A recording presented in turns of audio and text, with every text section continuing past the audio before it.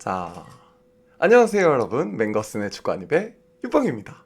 자, 지금 오늘을 제가 또 이제 EPL 8라운드 첼시 대 노팅엄전을 리뷰를 하려고 하는데요.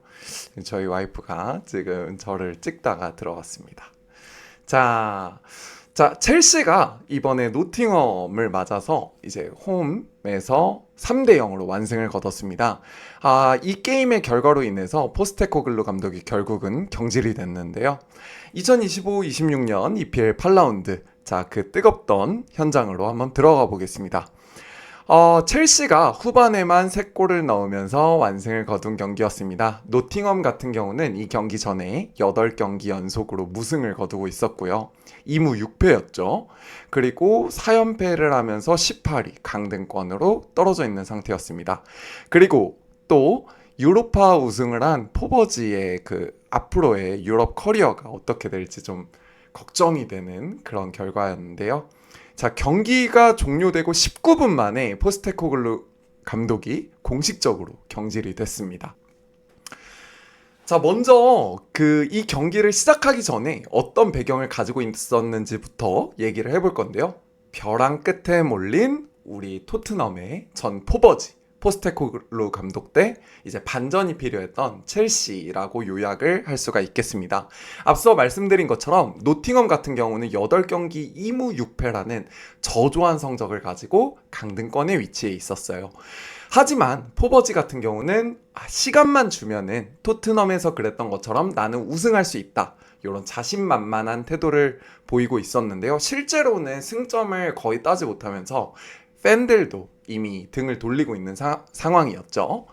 첼시 같은 경우는 최근 5경기 3승 2패로 뭐 아주 나쁘지는 않지만 그렇다고 또 아주 좋은 것도 아닌 그런 상황이었습니다. 일단 맨체스터 유나이티드한테도 졌고요. 브라이튼한테도 일격을 당하면서 좀 아주 강팀으로서의 면모는 이제 보이고 있지 못하던 그런 상황이었는데요. 분위기 반전이 필요했던 두 팀의 외나무다리 결투. 과연 승점 3점은 어떤 팀이 가져갈 수 있었는지 한번 보시죠. 자, 경기 전반전 같은 경우는 제가 요거를 이제 지하철로 이제 집에 오다가 친구랑 만나고 집에 오다가 봤는데 너무 재미가 없는 거예요. 진짜로 요게 EPL 경기가 맞나 싶을 정도로 재미가 없었어요.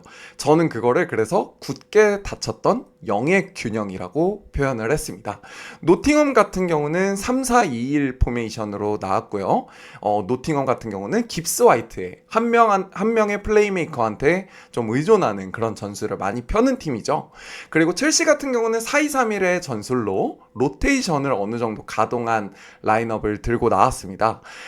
아무래도 또 직전 경기 리버풀전에서 또 혈투를 벌이지 않았습니까?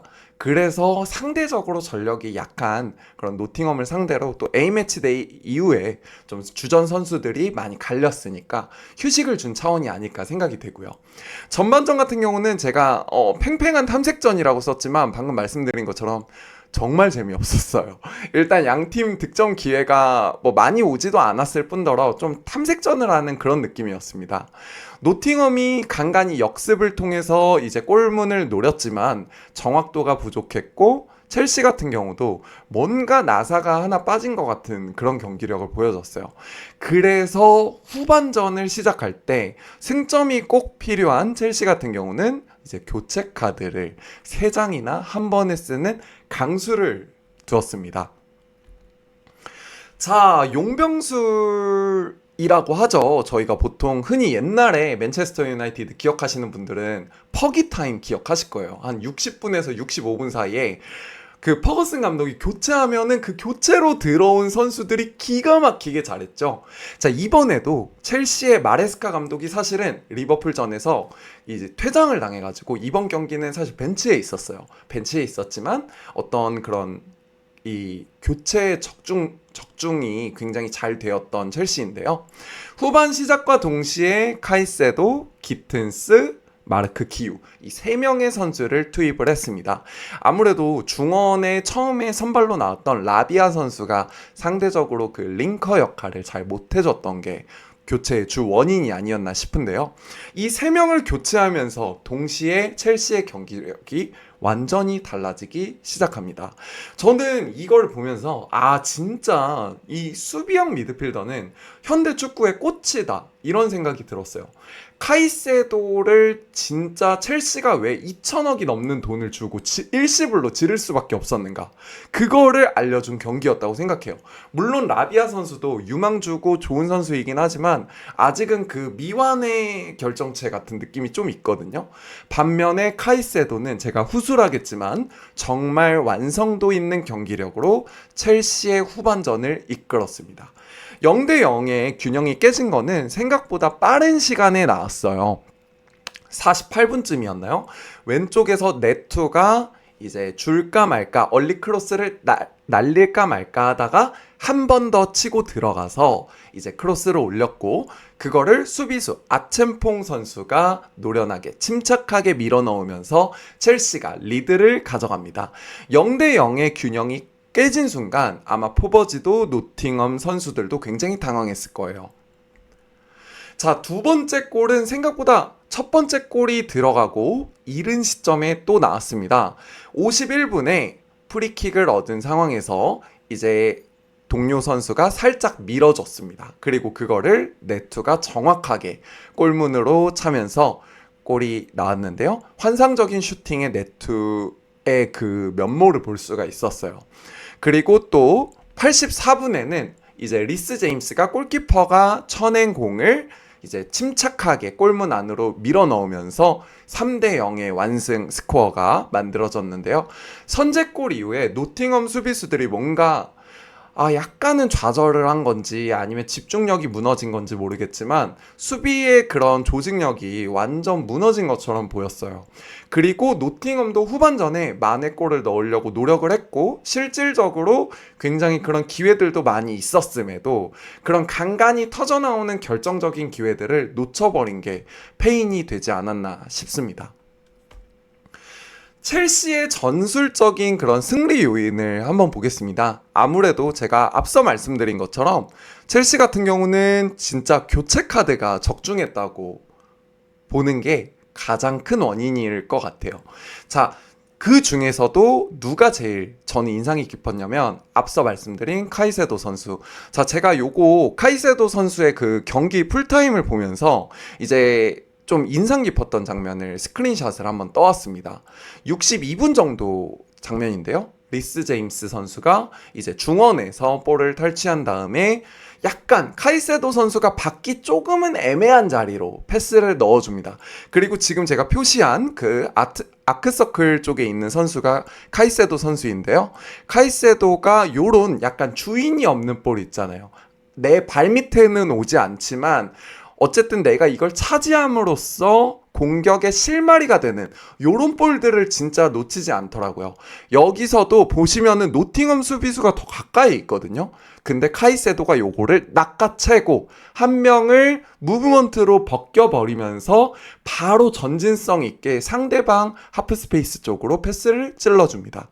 자, 요게 바로 저는 라비아가 아직 카이세도보다 못한 부분이라고 생각을 해요. 그리고 제가 맨유 팬이지만 여전히 카이세도 같은 선수가 맨유에 필요하다.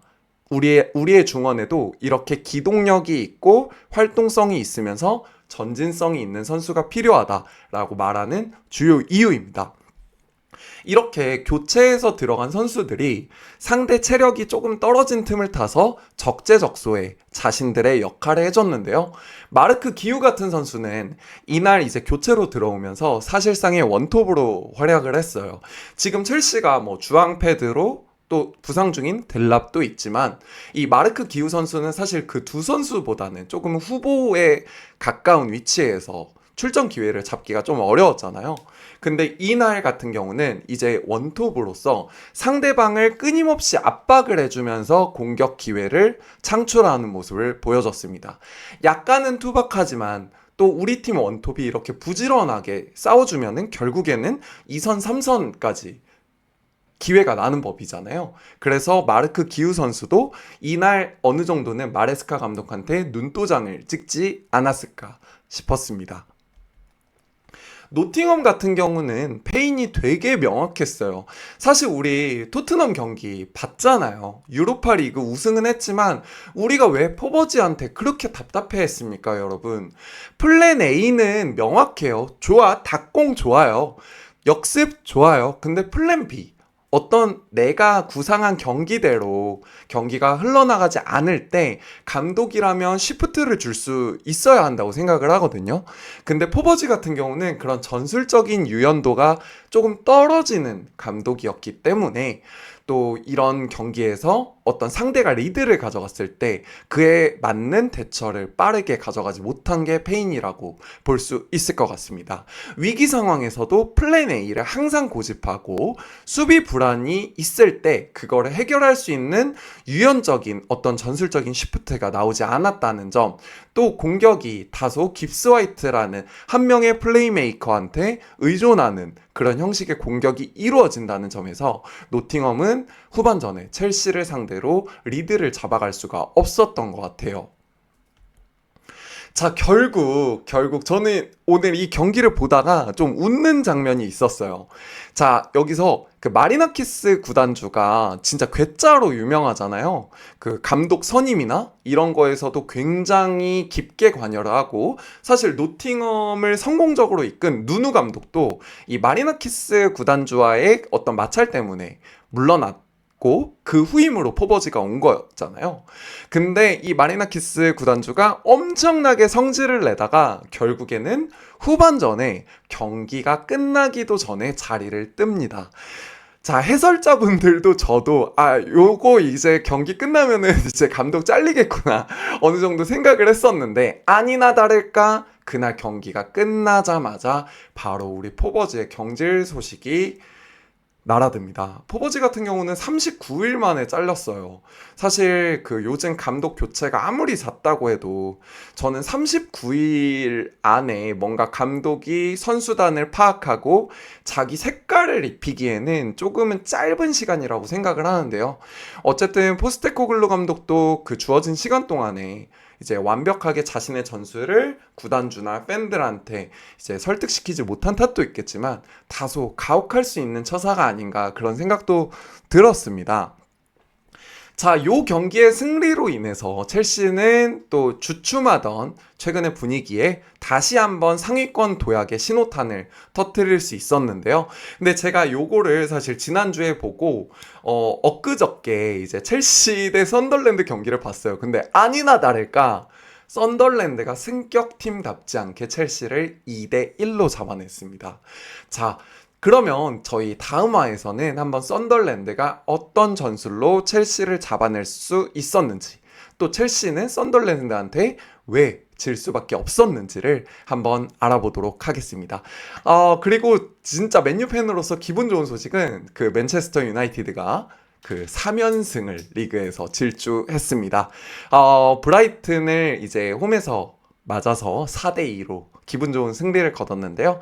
그 다음 영상에서 계속 이제 그 EPL 리뷰를 하면서 제가 어떤 부분에서 이제 아모린 감독이 승리할 수 있었는지 설명을 해보도록 하겠습니다.